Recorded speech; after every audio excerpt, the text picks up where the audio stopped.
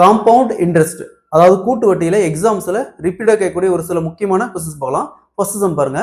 அசல் 1,25,000, வட்டி ஆண்டுக்கு 6% கூட்டு வட்டி, ஒரு குறிப்பிட்ட காலத்துக்கு அப்புறம் 1,48,877 ரூபாய் கிடைக்குது அப்படின்னா எத்தனை வருஷத்துக்கு அப்புறம் அந்த அமௌண்ட் கிடைக்குன்னு கேட்கறாங்க.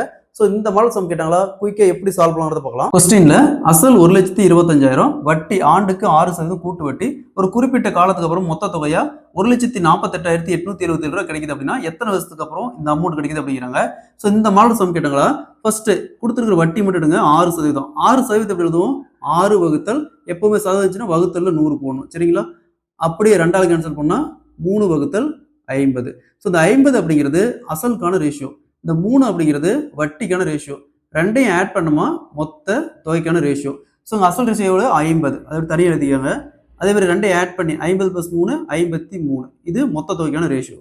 நெக்ஸ்ட் இங்க அசல் எவ்வளவு கொடுத்துருக்காங்க, 1,25,000. அதை எடுத்து அசல் ரேஷியோ விட்டு எழுதிக்காங்க, 1,25,000. அதே மாதிரி மொத்த தொகை 1,48,877. நெக்ஸ்ட் இங்க 50 இருக்குது, இங்க 1,25,000 இருக்குது. ஸோ இந்த 50 எத்தனை டைம் பெருக்கணும், 1,25,000 பாருங்க. 50 கியூப், 50 கியூப் பார்த்தோம்னா 1,25,000. அதே மாதிரி இங்க 53 கியூப்ஸ் ஈக்குவல் டு 1,48,877.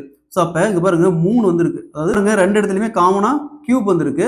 ஸோ அப்ப அசல் 1,25,000, ஆண்டுக்கு 6% கூட்டு வட்டியில 3 வருஷத்துக்கு அப்புறம் மொத்த தொகையா 1,48,877 ரூபாய் கிடைக்கும். So option B is the correct answer. ஒருவேளை ஸ்கொயர் வந்துச்சுன்னா 2 ஆண்டுகள். அதே மாதிரி இங்க பாருங்க, அசல் 625, வட்டி ஆண்டுக்கு 20% கூட்டு வட்டி, ஒரு குறிப்பிட்ட காலத்துக்கு அப்புறம் மொத்த தொகையா 900 ரூபாய் கிடைக்குது அப்படின்னா எத்தனை வருஷத்துக்கு அப்புறம் இந்த அமௌண்ட் கிடைக்குன்னு. இதே மாதிரி தான் இந்த சம்.